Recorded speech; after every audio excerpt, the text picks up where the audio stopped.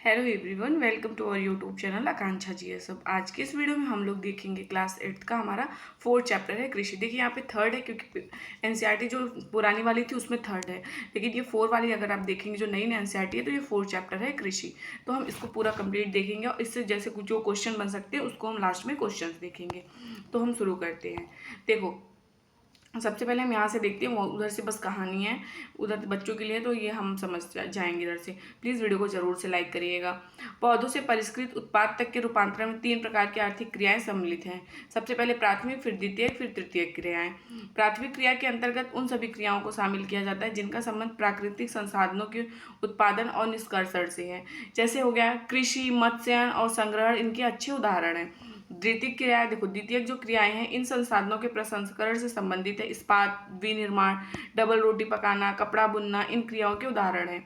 तृतीय क्रियाएं, देखो तृतीय क्रियाएं जो हैं वो प्राथमिक और द्वितीय क्षेत्र को सेवा कार्य द्वारा सहयोग प्रदान करती है। जैसे यातायात हो गई, व्यापार, बैंकिंग, बीमा, विज्ञापन, तृतीय क्रियाओं की ये उदाहरण है।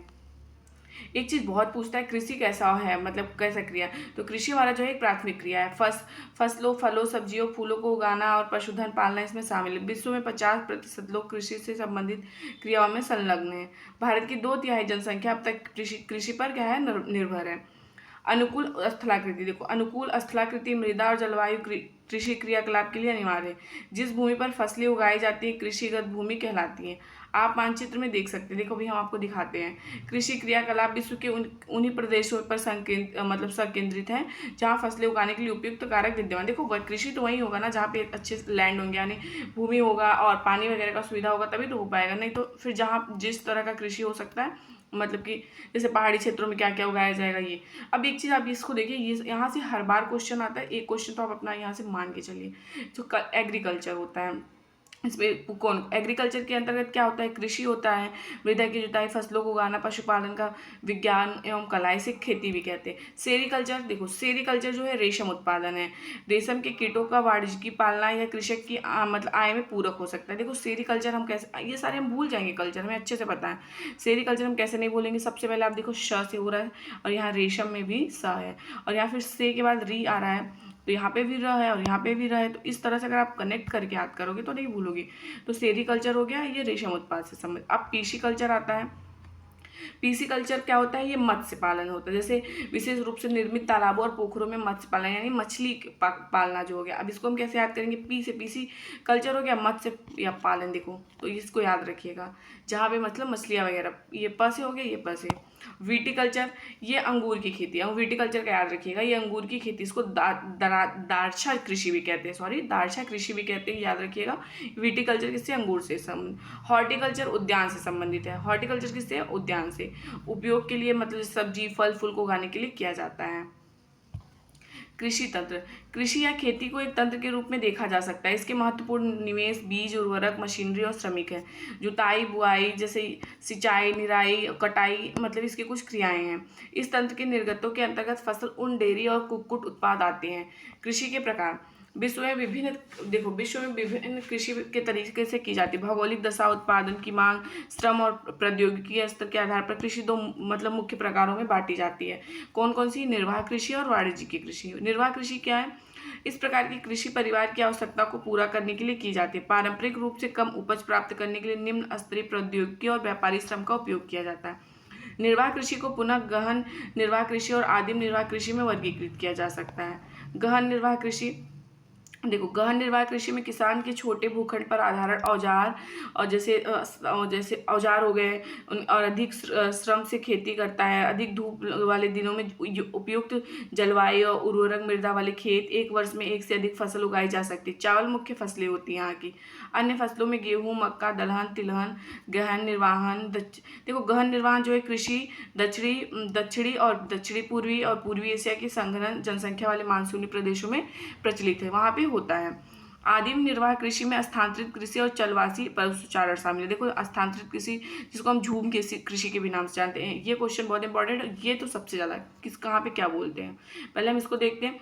स्थानांतरित कृषि अमेजन बेसिन के संघनन वन क्षेत्रों में उष्णकटिबंधीय अफ्रीका, दक्षिण पूर्व एशिया और उत्तरी पूर्वी भारत के भागों में प्रचलित है। देखो भारत में कहाँ है, उत्तरी पूर्वी भागों में।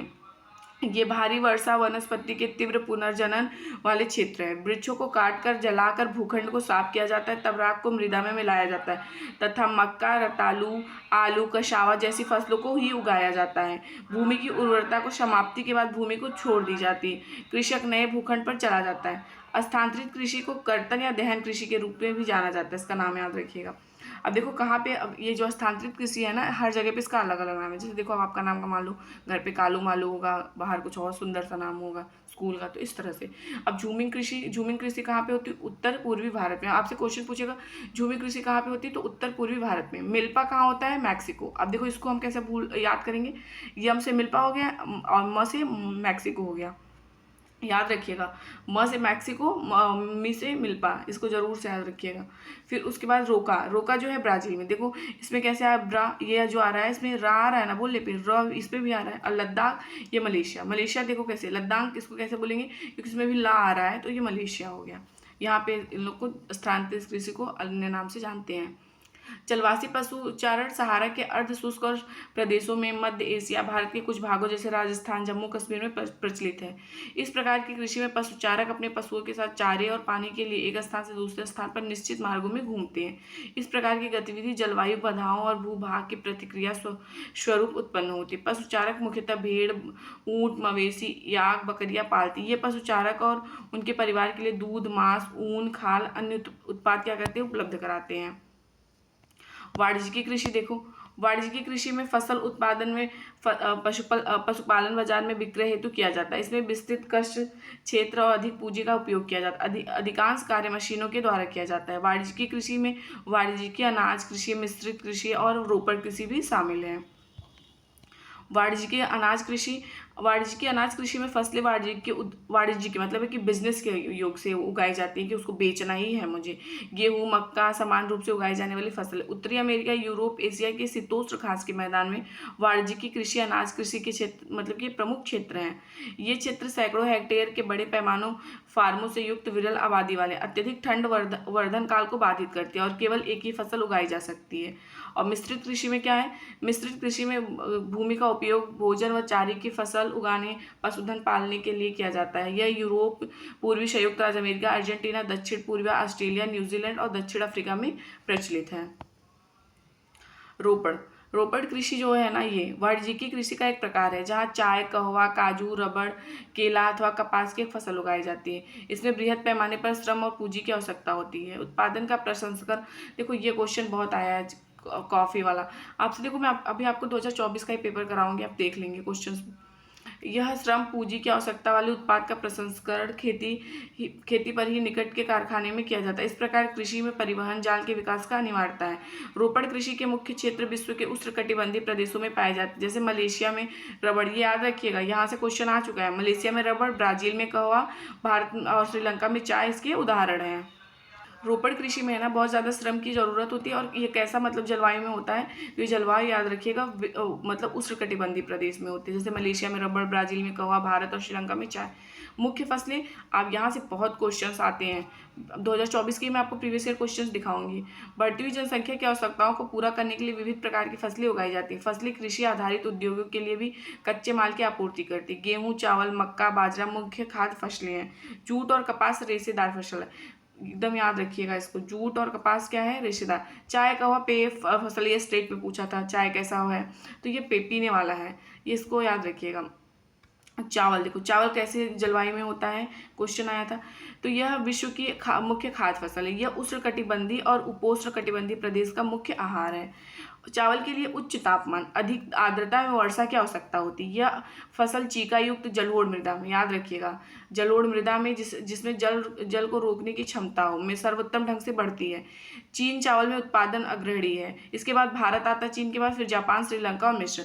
अनुकूल जलवायु दशाओं में जैसे पश्चिम बंगाल और बांग्लादेश में एक वर्ष में दो बार चावल का मतलब उगाया जाता है, 2 से 3 टाइम में। और देखो गेहूं का देख लेते हैं। गेहूं के वर्धन काल में मध्यम तापमान एवं वर्षा के सशस्य करता है, मतलब फसल की कटाई के समय तेज धूप की आवश्यकता होती है। इसका विकास सुअपवाहित दोमट मृदा में सर्वोत्तम ढंग से होता है। गेहूं संयुक्त राज्य अमेरिका, कनाडा, अर्जेंटीना, रूस, यूक्रेन, ऑस्ट्रेलिया और भारत में विस्तृत रूप से पाया जाता है। भारत में शीत ऋतु में उगाया जाता है। अगला मिलेट आता है। ये मोटे अनाज के रूप में भी जाने जाते हैं और कम उपजाऊ तथा बलुई मिट्टी में उगाई जाती है। ये ऐसी फसल है जिसे कम वर्षा और उच्च माध्यम तापमान, पर्याप्त सूर्य की प्रकाश की आवश्यकता होती है। ज्वार, बाजरा, रागी भारत में उगाए जाते हैं। नाइजीरिया, चीन और नाइजर इनके अन्य मतलब कि उदाहरण हैं। मक्का, इसके लिए मक्का से भी क्वेश्चन, इसके लिए मध्यम तापमान, वर्षा और अधिक धूप की आवश्यकता होती है। इसे सुअपवाहित उपजाऊ मृदा की आवश्यकता होती है। मक्का कहाँ पे होता है? उत्तर अमेरिका, ब्राजील, चीन, रूस, कनाडा, भारत और मैक्सिको में उगाई जाती है। और ये कपास का भी क्वेश्चन आता है। इसकी वृद्धि के लिए उच्च तापमान, हल्की वर्षा, 200 से 210 पाल रहित दिन और ताजा मतलब तेज चमकीली धूप की आवश्यकता हो। यह कालीज और जड़ोल मृदा में सर्वोत्तम उगती है। चीन, संयुक्त राज्य अमेरिका, भारत, पाकिस्तान और ब्राजील, मिस्र कपास के अग्रणी देश है। यह सूती वस्त्र के उद्योग के लिए एक मतलब कि महत्वपूर्ण कच्चा माल है।